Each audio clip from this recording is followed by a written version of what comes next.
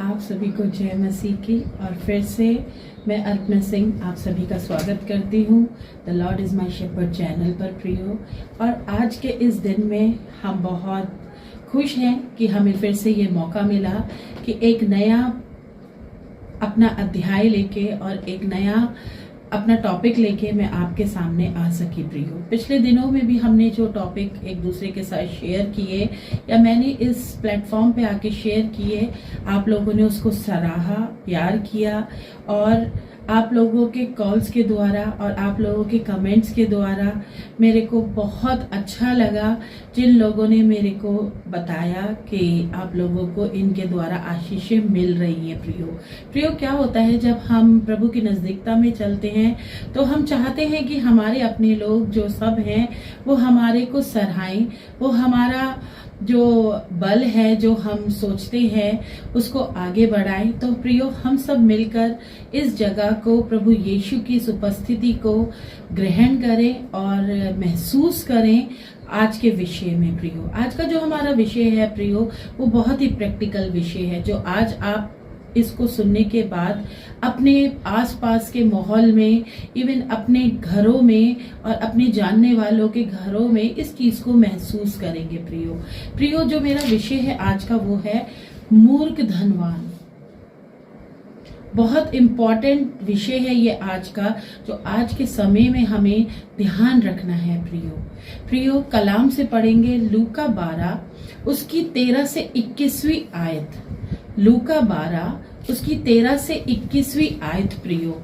उसमें लिखा है, भीड़ में से किसी ने यीशु से कहा। देखिए, यीशु जा रहे हैं और आपको पता ही है, जैसे कि हम कलाम में पढ़ते हैं कि लोगों को यीशु प्यार करते थे और हमेशा उनसे बातें करते थे, भीड़ में हमेशा घिरे रहते थे, लोग उनके वचनों को सुनते थे और आशीषें पाते थे और चंगाइयां भी प्राप्त करते थे और उनके पीछे पीछे चलते थे। तो इसी प्रकार उस दिन भी वो दिन था जब भीड़ में यीशु जा रहा था, उसके पीछे पीछे सब लोग चल रहे थे। तो उसी समय एक कोई भीड़ में से आवाज सुनी, यीशु ने सुनी। यीशु से कहा, गुरुवर, मेरे भाई से कहिए कि वह मेरे साथ पैतृक संपत्ति का बंटवारा कर ले। वो मनुष्य जो भीड़ में चल रहा है वो प्रभु यीशु की बातों को नहीं सुन रहा था। उसके दिमाग में उस वक्त ये चल रहा था कि मैं किस प्रकार से यीशु से अपने भाई की कंप्लेन करूं और उससे ये आग्रह करूं कि हे यीशु, तू मेरे भाई को समझा कि जो पैतृक संपत्ति है उसे मेरे साथ बांट ले प्रियो। आज भी प्रियो हम इसी उलझनों में उलझे हुए हैं। आज हम अपने आसपास अपने घरों में ये देखते हैं कि आपस में हमारे मतभेद हैं। उन मतभेद का कारण ये नहीं है कि मैं तुझे ज्यादा प्यार करता हूं और तू मुझे कम प्यार करता है, या पति पत्नियों में ये मतभेद नहीं है कि मैं ज्यादा प्यार करती हूँ तुम कम करते हो। बच्चों में और माता पिता में ये मतभेद नहीं कि मैं तुम्हें ज्यादा प्यार करते हैं और आप हमें कम करते हैं। परंतु हमारे मतभेद के विषय संपत्ति है, वो संपत्ति जो हमारे साथ मरने के बाद स्वर्ग में नहीं जाएगी प्रियो। आज का विषय हमारा यही है। इस विषय को हम सोचेंगे कि हमारे इस दुनिया से रहलत करने के बाद हमारे साथ क्या ये संपत्ति जाएगी जिसके लिए हम आज अपने प्रियों से लड़ रहे हैं। हम अपने रिश्तों का ध्यान नहीं दे रहे कि हमारे बीच में प्यार मोहब्बत है या नहीं है, परंतु हम इस चीज के पीछे पड़े हैं कि मेरे पास कम उसके पास ज्यादा, या उसके पास ज्यादा मेरे पास कम क्यों है। आप देखिए, घर के घर बर्बाद हो गए हैं, आपस में पति पत्नी के सेपरेशन हो गए हैं इन संपत्तियों को लेके, बहन भाई आपस में दूर हो गए हैं, भाई भाई दूर हो गए हैं, बच्चे माता पिता से दूर हो गए हैं, सिर्फ और सिर्फ इस निर्जीव संपत्तियों की वजह से। ये कलाम में भी आया, लूका 12 उसकी 13वीं आयत में भीड़ में से एक शख्स प्रभु यीशु से पूछता, उस यीशु से जिसने मुझे और आपको बनाया है, जिसे उसके मन की बात उसके कहने से पहले ही पता थी कि ये क्या बोलने वाला है। उससे बोलता है कि तू मेरे भाई को कह दे कि जो मेरी पैतृक संपत्ति है उससे मेरा बंटवारा कर ले। पर प्रियो, यहाँ यीशु का क्या जवाब था? 14वीं आयत में, उन्होंने उसे उत्तर दिया। उन्होंने कौन है? यीशु ने उस भीड़ में से आती हुई आवाज को उत्तर दिया, भाई, किसने मुझे तुम्हारा पंच या बंटवारा करने वाला नियुक्त किया है? प्रभु यीशु कह रहे हैं, मैं तुम्हारा कोई बंटवारा करने वाला नहीं हूं मेरे भाई, मैं तुम्हारा बंटवारा नहीं करने आया यहां पे। तब यीशु ने लोगों से कहा, उसकी बात सुन के यीशु को बुरा तो लगा ही होगा कि मैं क्या वचन सुना रहा हूं और इसका दिमाग कहां पर है। परंतु उसी वक्त यीशु ने लोगों से, जो भीड़ में थे, सारे लोगों से कहा, सावधान, हर प्रकार के लोभ से बचो। ये भी एक प्रकार का लोभ है। हम अपने रिश्तों से ज्यादा बड़ी वैल्यू अपनी संपत्तियों को दे रहे हैं। हालांकि मैं इस बात में कहती हूं कि हाँ, हमें सांसारिक जीवन जीने के लिए, अपनी लाइफस्टाइल को मेंटेन करने के लिए पैसा चाहिए, और दूसरी ओर हमें अपनी पवित्रता, अपनी आत्मा को पवित्र रखने के लिए यीशु का साथ भी चाहिए। क्योंकि हम इस जीवन में, इसी दुनिया में रह के ही अपने पापों के द्वारा अपने फल कमाएंगे और अपने अच्छे कार्यों के द्वारा भी फल इसी दुनिया में रह के कमाएंगे। इसी दुनिया में रहकर ही हमें स्वर्ग या नरक मिलेगा। तो मैं और आप किस चीज को वैल्यू दे रहे हैं?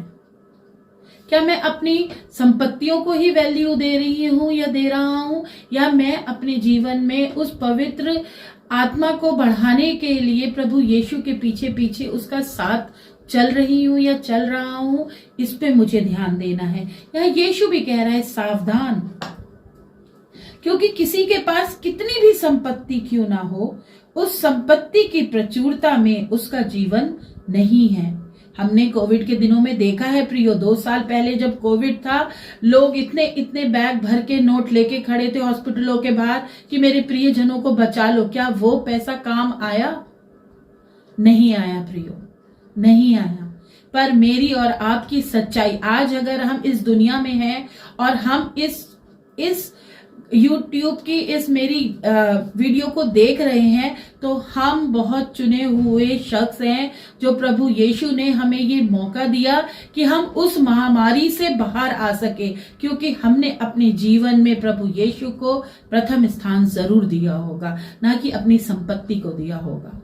अपने प्रियो को प्यार किया होगा, ना कि संपत्ति को किया होगा। आज मुझे और आपको ये सोचना है प्रियो कि मेरे लिए किस चीज की वैल्यू ज्यादा है, मेरे भाई और बहन की या मेरी संपत्ति की, मेरे माता पिता की या मेरी संपत्ति की, मेरे बच्चों की या मेरी संपत्ति की, मेरी वाइफ की या मेरे हस्बैंड की या संपत्ति की। यह हमें सोचना है। इसीलिए प्रभु यीशु कलाम में लूका 12 उसकी प्रियो 15वीं आयत में कह रहे, ये संपत्ति जीवन भर तुम्हें जीवन नहीं देगी।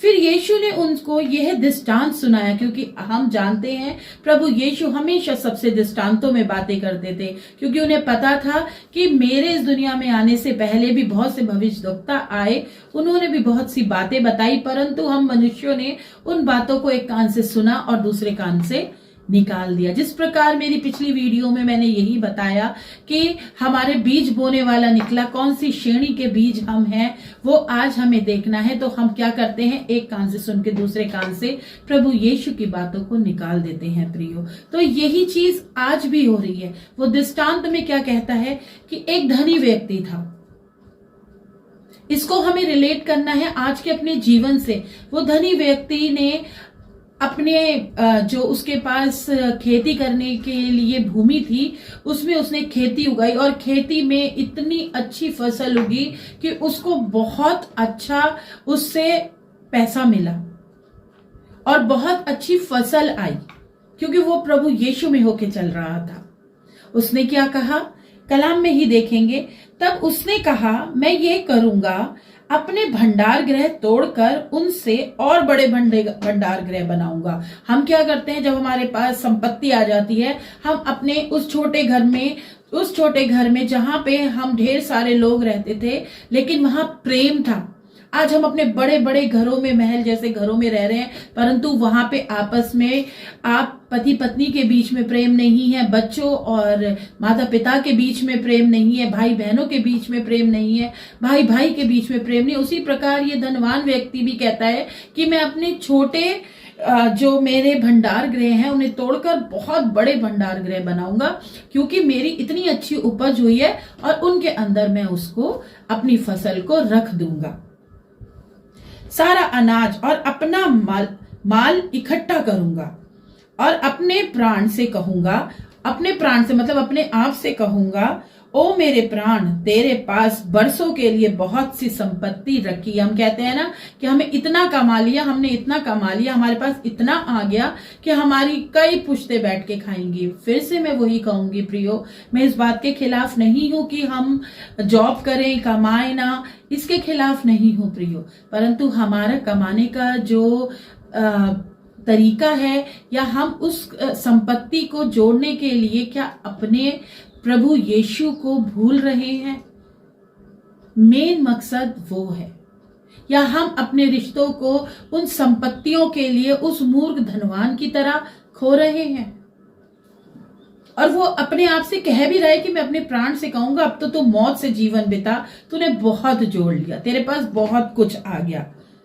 परंतु परमेश्वर ने उससे कहा, उस धनवान से कहा उसी रात को, मूर्ख, इसी रात तेरा प्राण तुझसे ले लिया जाएगा। प्रियो, कोविड में बहुत से हमारे प्रियो को हमने खो दिया।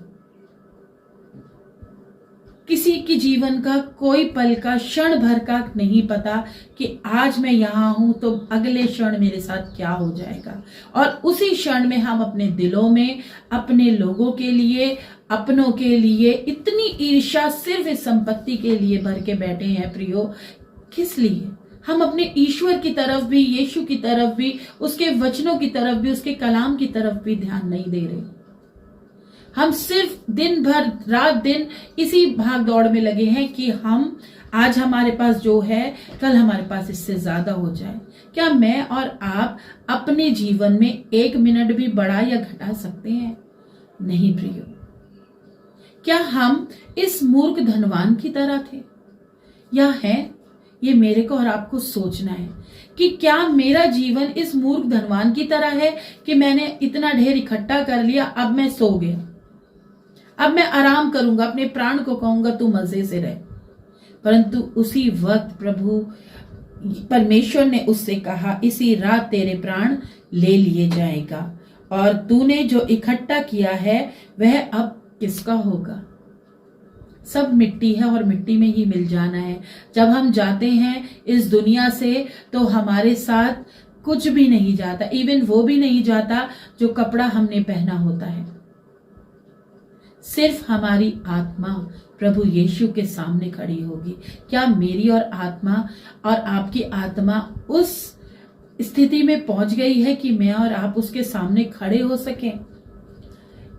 लूका 12 की 21वीं आयत में प्रभु यीशु क्या बोलते हैं? यही दशा उन लोगों की होती है जो अपने लिए तो धन एकत्र करते हैं, किंतु परमेश्वर की दृष्टि में वे धनी नहीं होते। प्रियो, प्रभु यीशु की दृष्टि में वो धनी नहीं होते। प्रभु यीशु की दृष्टि में धन इकट्ठा नहीं करना है। ये नहीं करना है कि मैं प्रभु के भवन में जाती हूँ या जाता हूँ, मैं हमेशा दान भी करती हूँ, हमेशा बहुत ज्यादा दान भी देती रहती हूँ और भवन में जाती हूँ, बाइबल पढ़ती हूँ, प्रार्थना करती हूँ, प्रचार करती हूँ मैं, परंतु क्या मैं अपने दिल से पवित्र हूँ?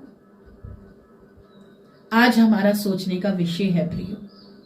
आज हमें ये सोचना है, क्या मैं मूर्ख धनवान की तरह इस धरती पर अपना धन इकट्ठा कर रही हूं या कर रहा हूं, या स्वर्ग में प्रभु यीशु के उस भवन में जहां पे मुझे इस दुनिया को छोड़ के जाना है। प्रियो, अपनों से अपने समान प्रेम करें। संपत्ति आज है, कल नहीं होगी, पर अपने हमेशा हमारे साथ रहेंगे जिस प्रकार यीशु हमारे साथ रहता है। तो हमें धन स्वर्ग में इकट्ठा करना है, ना कि इस पृथ्वी पर। आप सभी को जय मसीह की। इसी प्रकार से अपने अपने आप को प्रभु यीशु में बढ़ाते चले जाएं।